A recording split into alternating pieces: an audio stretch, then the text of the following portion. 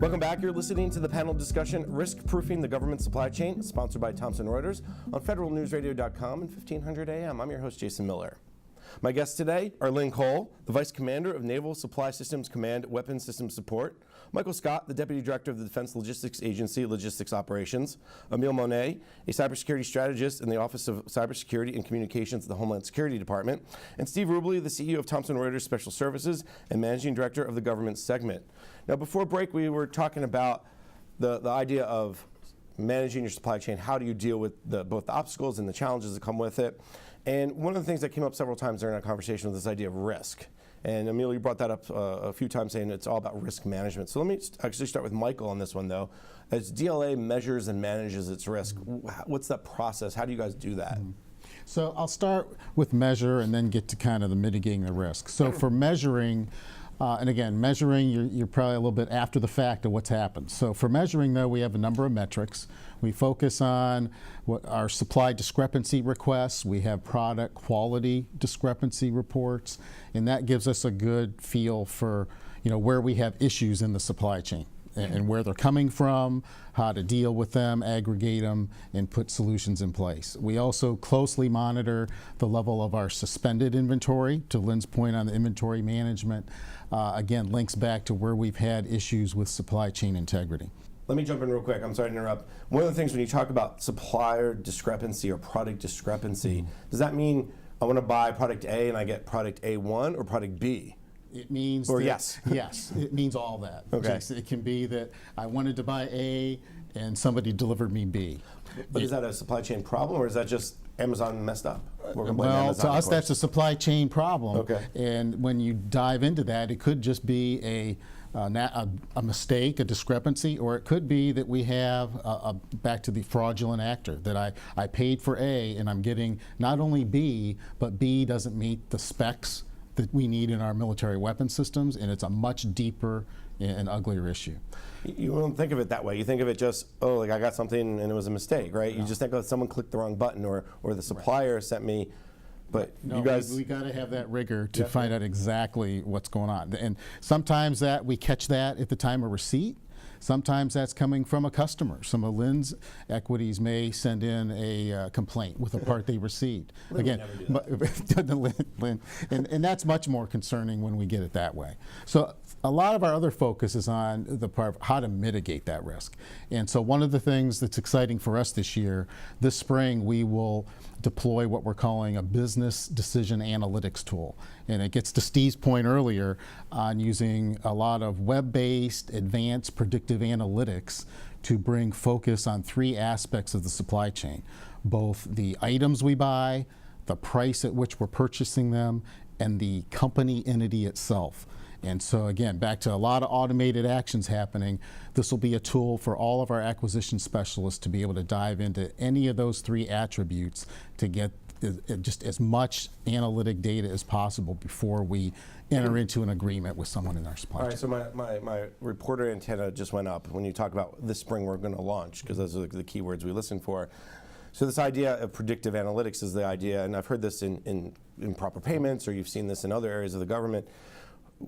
The company we're buying this from, are they 99.9% good? Are they 80% good? And how does that fit into the decisions we make? I mean, is that the contracting officer or the contracting acquisition professional can then look through this and go, if I buy from company A, wow, 86% of the time they send me the wrong part. That's a problem. Right. So Jason, it's on top. So already over forever, we've had a contracting performance rating system. And so every action we do with someone is recorded there, and it provides those kind of attributes. This new area that I'm talking about will be in addition to that. Somebody can look into, what is happening, for example, Jason Miller Incorporated.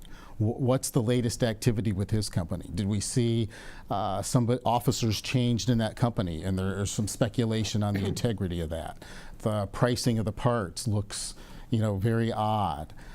Could be issues with the materials we're buying from you that have issues that are out there. So it's on top of the integrity we already had. We feel we need more these days, and so this is what it'll do. Steve, jump in. You're probably like music to your ears, what he's saying in many ways. Well, Well, look, it's really about transparency. There has to be more transparency. And as I mentioned in the beginning, it has become more complex. It's much more global. And so it's so important to understand, again, like Mike was saying, who's behind these companies, and for there to be some kind of an alarm or some kind of an indicator when something changes that's material. Could be financial, right? And this is where it has to be, there has to be some customization depending on the kind of part, or depending on the supply and the type of part that's going to be brought in. But it's the financial side. It's also just the risk of the actors, of the companies. And so the good news is, in today's world, there's more data out there. It's a matter now of being able to process the data so you don't have so much noise that you're overwhelmed, to really get the information on the companies and the actual maybe events around the supply chain itself, just to be notified when something significant happens. You can't just have all kinds of noise coming at you, because we only have so many resources. So it's really about the kind of technology, the kind of intelligent tagging, to be able to surface that information up so that it can be actually actioned upon. And Lynn, it sounds like both Steve and Mike are talking about what you just ended with that last segment. It's a big data problem. Are you guys experiencing that big data problem too, like Mike was describing? We are, and we are actually trying to bring the data together, not just for the sake of the data itself, but into an environment that we call a logistic cell, where we bring together not only the purchasing agents, but we bring in the technicians, the engineers, the contracts people, and our financial people, as well as our manufacturers and suppliers, into a room with the data. And we try to get predictive in looking at where we're going to see supply chain risks.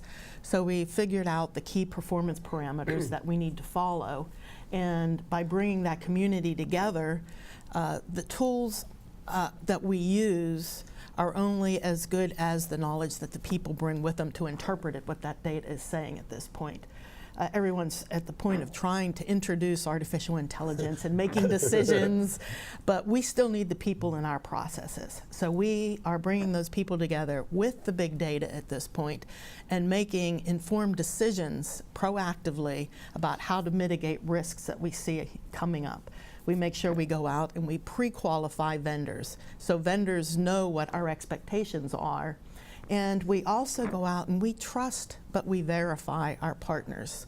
So we trust them to bring to the table what they tell us, but we go out and do that inspect, especially on the systems where we need it. So the people are still a very important part of the equation, even though we are bringing that big data to bear.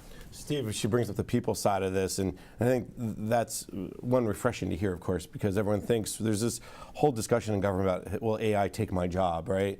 I think we're a little far away from that. But you need the people to look at the data.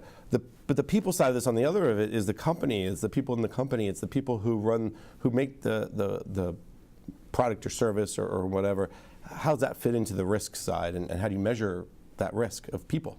Well, the people side, to me, it's a critical part of the risk. And when you're talking about companies all over the world, you have to start with what data is out there, and the kind of data around the officer directors. That data is out there. Companies like ours, we have that data for companies all over the world. We try to connect that with news articles, with lists, watch lists on the people, and risky lists around the world, sources like WorldCheck. You need to put that all together. And absolutely, it's not just the people, but then the other companies those people are connected to. Are they on any of these lists? Have they had some derogatory news? So you have to put that together. And then absolutely, this is not just some big system that's just going to give you exactly the information. You do have to have people involved, because there is a level of vetting once you get back those risks to be able to take it from the 10-yard line into the end zone. Interesting. Now, let me turn to Emil, because this will lead us down to the discussion of that second and third tier suppliers, which is critical in cybersecurity, which I'm going to pick on you for, since that's where you work. When you talk about the people and you talk about the where things are made, how are you guys starting to kind of measure and bring in that? How do we understand what the secondary and third tiers are and the risks they provide to government? Thanks, Jason. So we really look at all of this. I mean, risk management is about information at the end of the day, right? And we've talked a bit about information here. You can't manage what you don't know about, right? And so it's a matter of tailoring the information that you get about that prime contractor, the second tier subcontractor, the third tier subcontractor, which, by the way, historically we've collected information about the tiers of the supply chain in various contexts in the acquisition system for many years, right? Major weapon systems, we have consent to subcontract clauses in the contract where the prime contractor is not allowed to pass go unless the government says yes, you can. Not necessarily advocating for that kind of rigor in every contract, and certainly in the context of commercial ICT, we're never going to get that level of control over the suppliers that we work with. And so we really try to start with the end user's risk tolerance, right? So I'm an end user, I'm buying software for my system. I know what kind of environment that software is going into. I know what kind of risk I'm willing to take on as a user of that product and service. We translate that up into the program and the acquisition activity, and then we can go and either as part of our solicitation or prior to our solicitation activities, collect some of that information from the suppliers themselves, right? So if you're providing a service, for example, we'd probably want to know about what your insider threat program is like, what your employee vetting processes are like. If you're providing software, as I mentioned before, we want to know how that software is developed. If you're using open source components in that software, we need to know what those are, because those come if you get them from one library and compile them in February, and you get them, you don't go back to that library in August. You're using that same component, and in that time, a vulnerability may have come out and may be present in that component that you're using. So the government, as a consumer, needs to know that information, because it all goes back to that end user risk tolerance. I don't know who to start with, whether it's Lynn, who's the end user, or Mike, who has to worry about Lynn's end user risk tolerance. So we'll give ladies first, of course. So does Mike consider your end user risk tolerance? Yes, he does. Of course he does. He certainly does. That would have been news if you said no, he doesn't. Right. But we don't want to do that. Rely very heavily on the bigger DoD programs, so that DLA puts in place a lot of programs that we leverage off of, and we make sure that we do the reporting into systems that are like PEDREP, Product Data Reporting and Evaluation Program, the CPARS, which is the Contractor Performance Assessment Reporting System, and GuideUp, which is a primary one where we're actually looking for industry to almost self-report first when they find problems into a government industry data exchange program. And if the industry does not self-report, it is DLA who normally would be the person who finds the discrepancies, reports it, and puts out government-wide bulletins so that we become aware of that risk. And you don't want DLA to put out a government-wide bulletin on your company, I bet. Never. Yeah, that's not good. So, Mike, let's talk about the end user risk tolerance. You heard from Lynn. She praised your work. Talk a little bit more about how you guys look at it from a broad perspective. So I won't repeat. Lynn covered it perfectly. And GuideUp is a huge tool we use. When I talked about fraudulent actors earlier, that is the means we use to communicate with Lynn and other customers across DoD. The part, when we talk end user risk tolerance, it goes back, our heaviest areas of that get back to this discussion on the people part of the supply chain. And what we've seen in recent years, we do a lot of our own vetting of every contract we write. We partner with a lot of other folks to do that, and probably the biggest area we've seen in this space is our partnership with the combatant commands.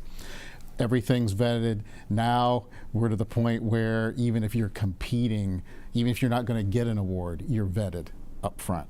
And that vetting continues throughout the performance of contracts. To me, it's impressive. We get down to even intelligence gathered by warfighters now that are linked back to supply chain issues day to day. And that is something we deal with. We'll find out, in a given month that now I have, Emil is an example, is a bad actor on one of our awards overseas on a global operation, and I've got it back to that resiliency and redundancy capability. If I don't have somebody else I can turn to, and a lot of times this is the third and fourth tier suppliers, then we're in a world of hurt. And so it's huge for us to make sure we have that resilient capability. Steve, jump in here real quick, because one of the things that when you talk about the risk tolerance of the end user, does the commercial side of the world also worry about that too, or is it different? Is it the same? It's very similar, and the way Thomson Reuters is thinking about it is as I said earlier, is we need to surface up. It's the risk of the suppliers, just like we're talking about here, including the people behind the companies, and that continuous evaluation. But in the private sector, they're also very concerned about disruption in the supply chain as well. There's a fire near a plant that's going to disrupt the supply chain. There's a natural disaster event here. There's a geopolitical event. They want to know immediately, right, when there's a disruption, so they can go to their plan B, because this is going to cost a lot of money and cause some issues. So, what we think about is, how do you converge news articles about these kind of things, even social media that may be beating the news, right, and be able to surface those risks up immediately, right? So the commercial side is equally interested in that disruption in the supply chain. And then, as I also mentioned, it's the price risk and understanding if, with currencies, they want to know. So this has become a huge issue, and this is why Thomson Reuters, we're so focused on this, because we have corporations and banks around the world that are really thinking about this issue. And the last thing you want to have is, when you think about the supplier risk, is a company or the government unknowingly, unwittingly contributing to North Korea nuclear program. So an example, a third-tier supplier using a parts manufacturer up in Hunchun, China, that's using North Korean workers, where 70% of the wages are going to the government to fund the nuclear program. And that's not pie in the sky, that's real. So it's just, this transparency is critical, and it's a reputational risk for the commercial side. Obviously government as well, but it's really thinking about the same things. Let's take a quick break on that note. A great conversation. You're listening to the panel discussion, Risk Proofing the Government Supply Chain, sponsored by Thomson Reuters on federalnewsradio.com and 1500 AM.